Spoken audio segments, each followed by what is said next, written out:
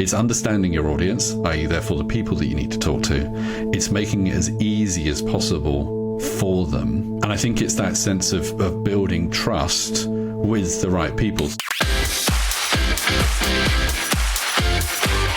You're listening to the Affiliate Marketing Podcast, powered by Affiverse, ultimate destination for affiliate program news, insights, growth opportunities, partnerships, and affiliate program strategy. Welcome back to this week's Affiliate Marketing Podcast with me, your host, Leanne Johnston. And today I'm really excited because I've got Stuart Miles, the founder of Squirrel, on the pod with me this week. Stuart, it's a pleasure to have you here. How are you today? Good. Happy New Year. Thanks for having me on. Yeah, it's really great. So we can still say Happy New Year because we're still a couple of weeks in. But one of the things that I wanted to do is get you on the podcast because you have an absolute immense wealth of knowledge and experience being a publisher here in the UK. So I think to get us started, why don't you tell us a little bit about your history, some of the businesses that you built and exited, and tell us a little bit about Squirrel. Yeah, I've been covering consumer technology pretty much since, the last century. So about 98, 99. I even remember writing about the launch of Google. Kind of dates me quite quickly, doesn't it? And so saw the dot-com boom, saw the dot-com bust, where we thought the internet was just this fad and it wasn't going to go anywhere. It's quite ironic now, isn't it? Hilarious to hear. But it's my main point in life where I really got into publishing from my own perspective was in 2003 when I launched Pocket Lint, a consumer technology news and reviews website. I started it as a one-man band, predated the world of WordPress, Blogger, all those kind of services that then part of the blog sphere and all the other stuff. So I kind of had to build my own CMS to get going, all the other stuff. And then over the course of 20 years, built that up before selling it in 22. And at that point, we had about 12.5 million readers a month, global audience. We were translating our content into 9 different languages. Using AI at the time, way before the AI journey had kind of started and all the sort of ChatGPT and Claudes and all the other stuff was even on the scene. I mean, that is just a phenomenal journey. Okay, that way back in the day, most people now know WordPress.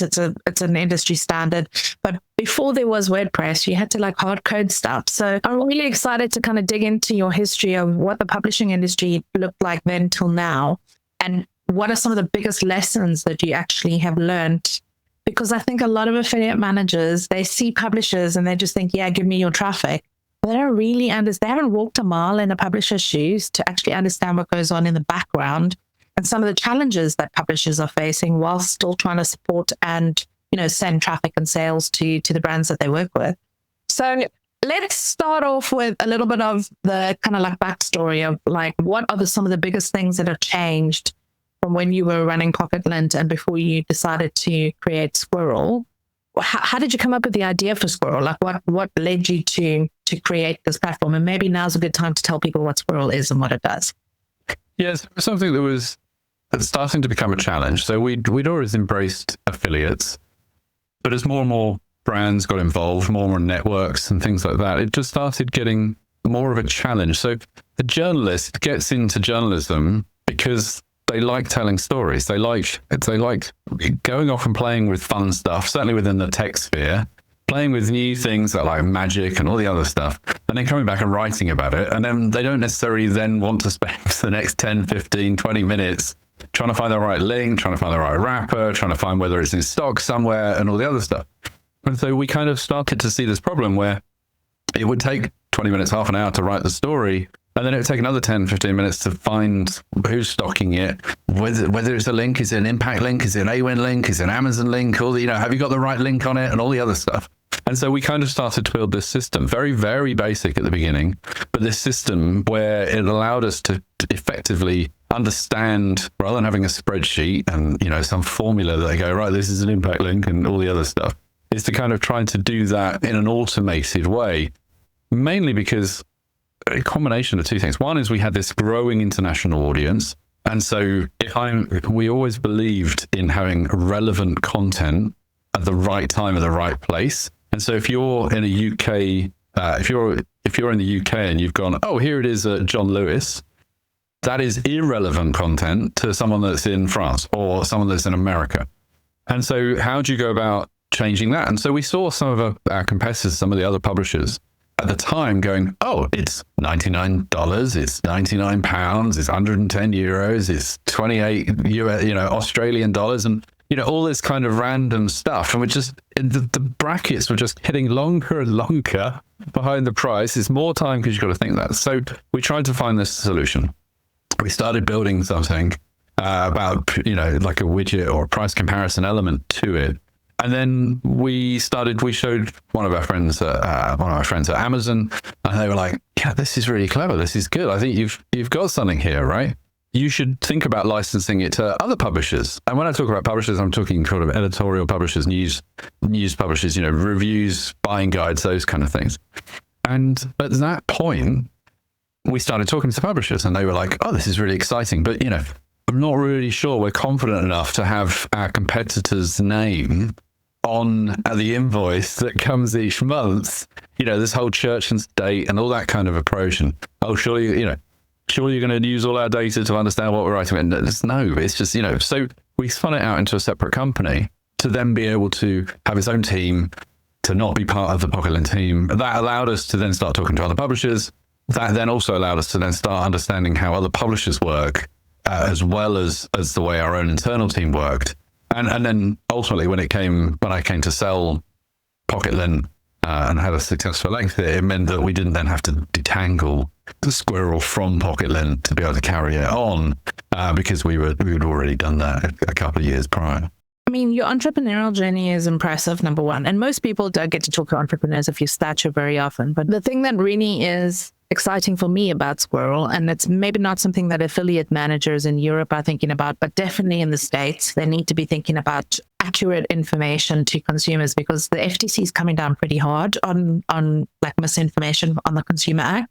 So it's not only a tool that's going to give the right price, but for publishers, especially now with AI search coming in and directing customers, changing the customer journey, you need to be thinking about how do you represent your affiliate brand, because when you're putting information to a customer, and you mentioned that if somebody sees something for $99, they click on the link and all of a sudden it's $238 because the offer expired, that's a really bad user experience. And so as a publisher, you need to be making sure that the information you're putting out is valuable and it is accurate from a compliance perspective, a legal perspective, but also from a brand perspective, because the minute that a customer spins off your website and doesn't have a good experience, you've lost a customer that you can make potential new sales from over and over again for other, multiple products. So I would imagine that there's a lot of take up on this from bigger publishers that are like really serious about growing their business. But for smaller publishers that aren't maybe thinking about stuff like this yet because they're just getting started, when's the right time for them to actually integrate Squirrel? Like, what's the sweet spot when you should be integrating a tool like this into your tech stack? We've got a number of publishers that are varying kind of levels of expertise or varying levels of that journey.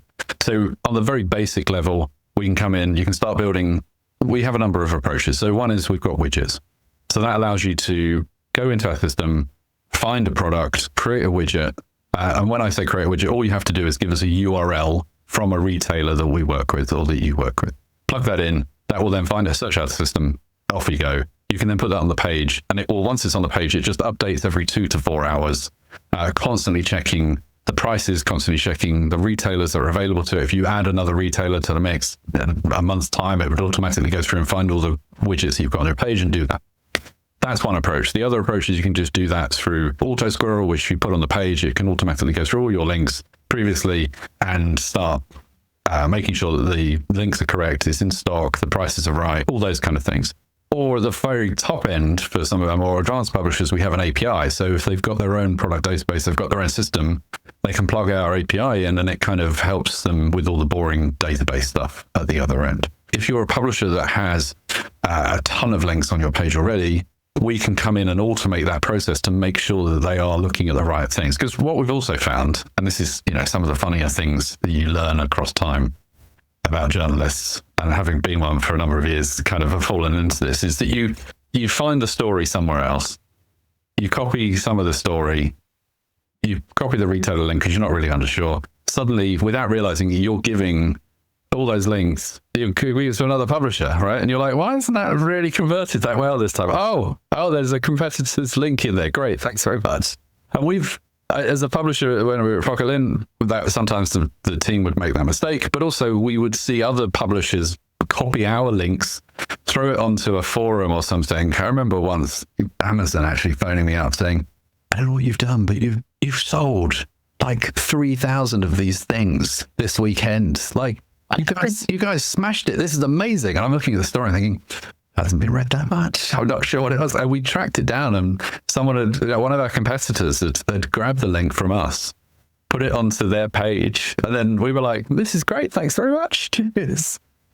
So I think there isn't a wrong time. What we see where it really benefits is normally what happens is you get started in affiliates. You're working with manual links. You're creating those links. You kind of start, with a handful of products, handful of pages, handful of products, and you kind of grow from there.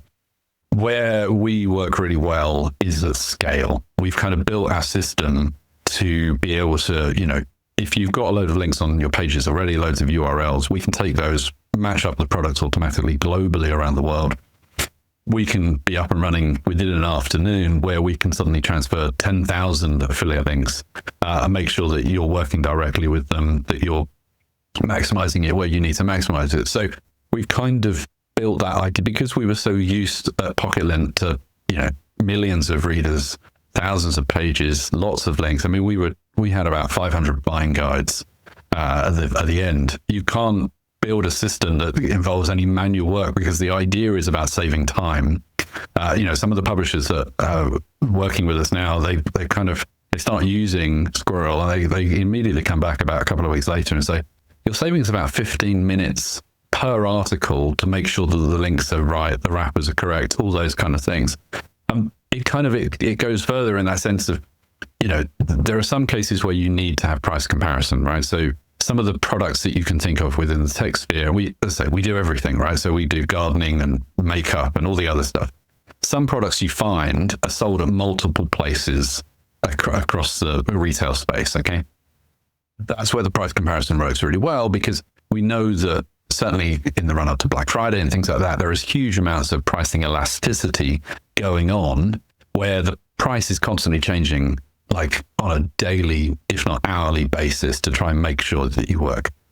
Where it works really well, and you're talking about the FCC stuff, is if it's a singularized product that it might only be sold at one place, but because our system is constantly checking the feeds every 2 to 4 hours, we know that the price that you're going to be listing, even for that singular product that doesn't have multiple retailers working for it, is going to be correct because we've checked the feeds at a regular cadence, but also that from a relevance point of view, that if you're showing a product that's in the UK and a reader comes from the US or comes from Europe or somewhere else, we also know that we can change that to make sure that the retailer is relevant to that audience member. So it could be that you're selling it at Currys in the UK, and that's the list that that you're featuring. But in the US, where they don't have Currys, it will show Best Buy, and in Germany it'll have MediaMarkt, and in France it'll have Fnac, or in Australia it'll have the Good Guys, or all these kind of things, because it makes it relevant to the reader. And if you make it relevant and useful, the reader believes that it's a fantastic value add, that you've done a little bit of homework for them, rather than just going, oh, here's a link to Amazon. If it works, it works. If it doesn't, I'm terribly sorry, but we can't be bothered to do anything else. But you'll buy it in dollars anyway, won't you? Because you're nowhere near America and they don't even ship internationally. So it's that kind of laziness that we're trying to combat. But at the same time, not only the laziness, but it's also that kind of making it relevant, but also saving the journalist time because they haven't had to work out what the AWIN app wrapper is like, or whether that retailer has just moved from AWIN to CJ or just moved to AdTraction or what have you. So it's trying to remove all of that boringness and aggravation, pain points. Okay, so if I was an affiliate manager listening to this, the first thing I'd be doing is contacting Stuart to say, hey, can we get memberships for all of our, top 50 publishers and give them that as a Christmas present this year or whatever. Christmas is gone, but it really does kind of make sense to support your publishers, especially the top partners that are driving clicks and sales to your website, to help them. And instead of offering them more commission, like offer them a trial membership to Squirrel and get them started and actually help them make money for themselves and not just you. Where it works really well, certainly from the retailer point of view, is twofold. One is that if it stops the publication just going to the usual players. A lot of publications, because Amazon is the big player in the market, because Amazon sells so much of everything, and their affiliate linking system is very easy to understand and do. A lot of publications just chuck an Amazon link on and deal with it.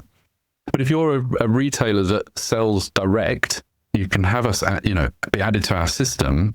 And then when that journalist links to that, if they're using Squirrel, if they're linking to the Amazon thing, we have the ability to then show all the retailers that also sell that product against it. And if you're beating Amazon, then that's great, right? Because then you would show at the top of the list. Or you could have it where it just, is the only one that shows. But what it does is it allows the retailers that aren't necessarily likely to be linked on from a first instance or a first thought from the journalist to say, hey, guess what? We also sell this product and actually we're doing quite a good, price for it or what have you. We have internally within that, we have what we call a Squirrel retailer score, which allows publishers to then score against, give retailers individual scores as well to help them. So it's that sense of you could have brilliant warranty on all your products, right? Or you could have brilliant customer service, at which point the publishers can then rate you higher.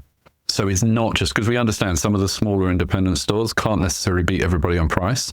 And that's, but they are more relevant for the reader to be able to buy that product from because they offer good customer service and stuff. For some readers, and I'm one of those, we actually want to buy from local and we don't mind paying a little bit more because we actually want to support local industry and, smaller retailers and people that are local to us. And also, if you're thinking about the type of product that you're promoting, if there's a problem with the product, you want to be able to take it back. You want to actually go into the shop and say, hey, this is faulty, or can you fix this? Or is there after sales service or whatever the product is? So, okay, a lot was unpacked there. So the benefit of the platform is really clear to me. If I was an affiliate manager running an e-commerce program, I'd definitely be looking at how do we get Squirrel involved with some of our bigger partners? How do you incentivize partners to work with you? You help them to help themselves, right? So that sometimes looks like money. It sometimes looks like rewards. It sometimes looks like, first dibs on a new product going live, whatever those levers are that you can use. This could be yet another lever to actually build loyalty within your affiliate program. I want to dig into some of your OG experience now. Can you give affiliate managers listening to this that are running programs a couple of quick tips of things that they should be looking at this year to really build their partnership with their partners? So I want to look at from a publisher's perspective, and you've seen it all, you've done it all. What would you tell an affiliate manager if they walked up to you at an event right now and said, hey, what could I do better? What would be the things that you would be looking to them to do this year in 2026? Wow, that's a tough one. It's big, right? So I think one of the things that we used to focus on a lot at Pocketland was trust. Okay. And so that's that sense of understanding the marketplace, understanding the relevance of the market that you're working in, the publisher. So having been on that publisher side, it's that sense of, we focused a lot on trust. We focused a lot on, I keep on using that word, relevance.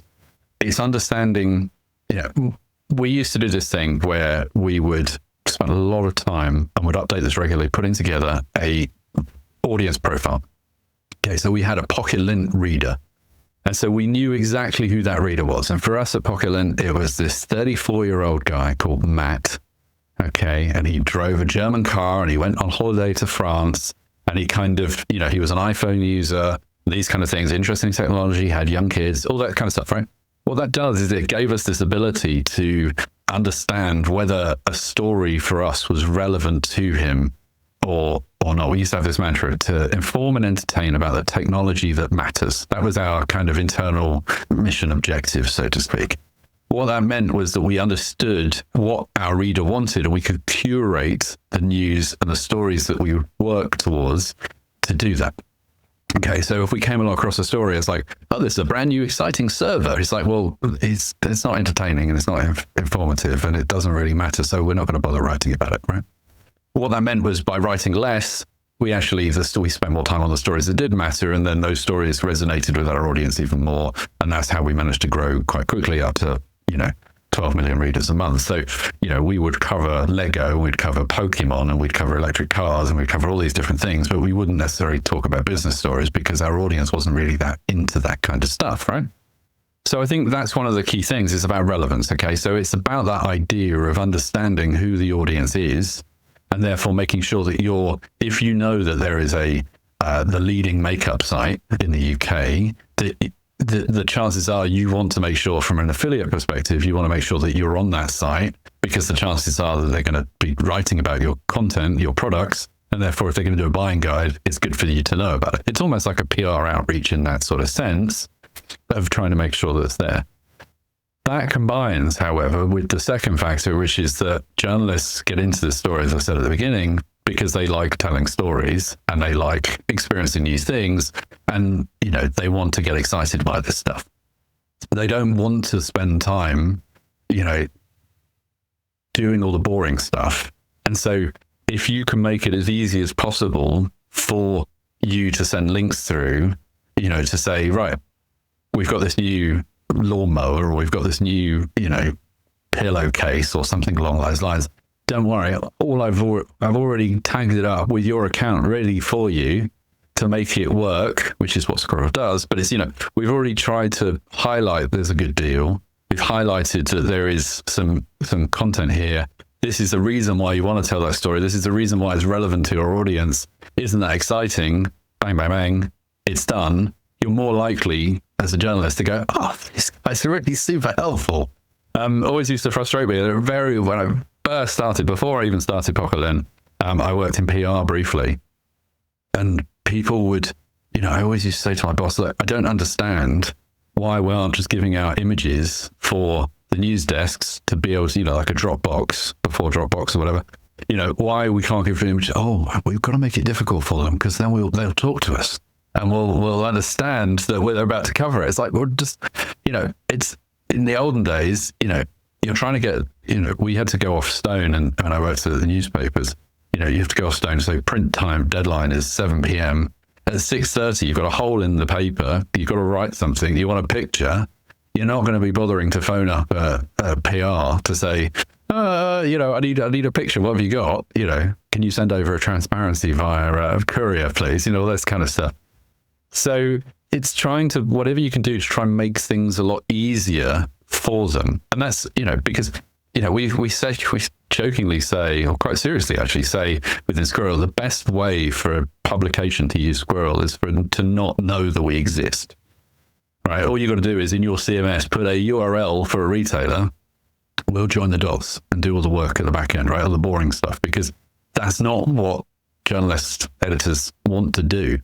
And so from that perspective, it's kind of, so going back to your 3 points, is understanding your audience, i.e. therefore the people that you need to talk to. It's making it as easy as possible for them.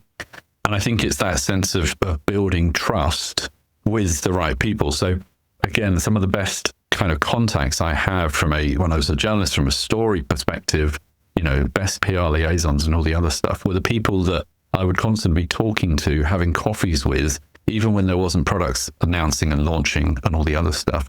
And so I'm not sure how much of an outreach there is from an affiliate perspective to those key players, those affiliate managers and all those kind of stuff outside of the shopping cycle of, we've just launched this new thing, we've got some budget, we've got to try and work out how to deal with it and all the other stuff. It's those kind of, hey, we've got nothing at the moment, but let's just go out for a coffee. Let's have a chat. Let's build that relationship. And maybe even in real life. How exciting would that be, right? Everybody says to me, affiliates just want money.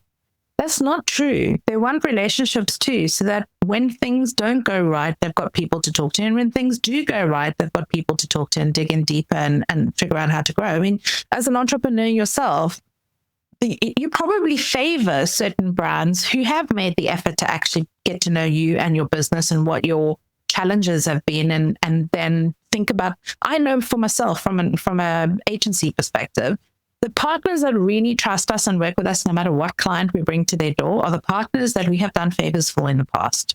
sent a link early, got them in on a deal before anybody else got it. Like those are the things that still work in this industry when it comes to building really successful partnerships.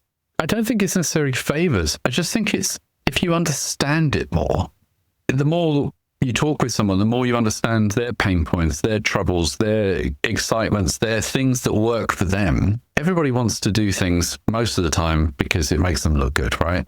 You know, going back to the storytelling, we tell a story and we pick the right stories to tell because I want you to think I'm impressive because I've told you a great story, right? I don't want to kind of, you know, we always used to do this challenge with new journalists, which is take a story, go to your mates in the pub on a Saturday night and try and get through the story. And if you can't, then because the conversation shifts around and moves around and stuff like that, either your story is not good enough, it's not the right audience, or you're not pitching it in the right way. And if you take that approach, you know, if you're an affiliate manager at, let's just say John Lewis, right? And you're constantly just wanting rather than giving, right? Then you're not going to get much airtime or response back, but also people won't understand what you're trying to achieve. And therefore they can't help you back in that sense of, you know, because they don't know what your metrics are or what's helpful to you, right? It's just, oh, they're just sending me links, but they don't really understand why they're sending me links, or they don't understand those links aren't relevant to me or useful. And so it's that kind of, you know, journalists like coming up with interesting stories, right? So it's like, maybe we need to do a buyer's guide on this because it's, you know, I was talking to one of our publishers earlier in the week and it was cold. It's been cold, right? And so they were, you could see they were shivering away. I was like, well, actually, we were talking about the ways to heat yourself while at your desk. Okay. So in the 2 minutes of conversation, it turned out that you can do hand warmers. That was the easy one. Then someone in the conversation said they've seen leg warmers, right? Someone had seen a heated chair. I found a heated mouse mat, so you keep your wrists warm, right? Suddenly we're like, wouldn't this be a great like buyer's guide, right? So something you're working in the garden shed because that was a great thing you did and bought during COVID. Now it's freezing cold. You're freezing cold. Oh gosh, you go about doing this stuff, right? If you're thinking like that as a, you know, if you're a Robert Dias or you're Matt Flynn or, you know, an electronics store, right, that kind of sells this stuff. If you think about those ideas, you can easily go to an editorial publication and say, have you got, I've looked at your site, it doesn't feel like you've got a great way of keeping warm while working at your desk. I've already found 5 or 6 products that we sell that you could feature. They're not all the same retailer, they're not the same brand or whatever, so it's a bit of diversity. I've done half the work for you. I know you'll probably want to pick some of your own ones from your own research, blah, blah, blah. Here's an idea, thought I'd help you out, right? All of a sudden you've created some great content, some interesting ideas. You've kind of done some of the homework for the journalist editorial teams, but you haven't kind of, you know, fully packaged it up. So it feels still like it's their idea, so to speak. But you can have that conversation rather than just blindly hitting, you know, here's 500 people, I'm going to send this email out, hope that someone, because otherwise it just gets dumped into a folder or a junk box or whatever. While you've been talking, I've been writing down 6 really important points. So I want to just feed it back to you, because when you're talking, you don't think about, oh, this is a really good point. So that's my job. So the first thing is trust and relevance. So if you're an affiliate manager listening, if these are 5 tips, like tactical tips that you can take away this week, look into your program and actually see where can you add extra value. Build trust and relevance and understand who your audience profile is before you contact your affiliate. Like, you need to understand who you want the affiliate to actually be targeting, and you need to give the affiliate that context so they know what to write. Get clear on who you're serving. So, you know, affiliate managers, some of them just want to be everywhere all at once, omnipresent all the time, and that's not relevant. So this year, you're going to have to start being picky and choosy about who you work with and why. And it goes back to, you know, targeting trust and relevance with the audience that you want to target. Less is more. Love this phrase for this year. Focus on the value that you are bringing, because ChatGPT can now answer the simple questions. What are you giving to the consumer that ChatGPT can't? And that's really a big point that I want affiliate managers to be thinking about in terms of segmenting their program and understanding who to work with.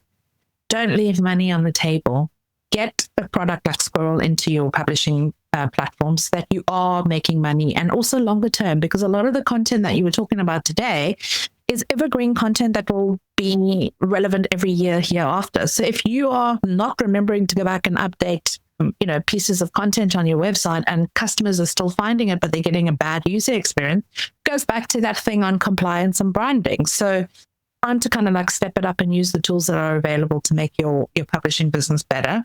Think about long term, not just short term. So can you write pieces of content that will live on evergreen, that other people are going to reference? You gave a really good example about the 3,000 sales that you made, and it wasn't even your piece of content. So think about how your content is being not plagiarized, but repurposed throughout multiple channels. And we are talking about multiple channels, but still being in front of the customer journey.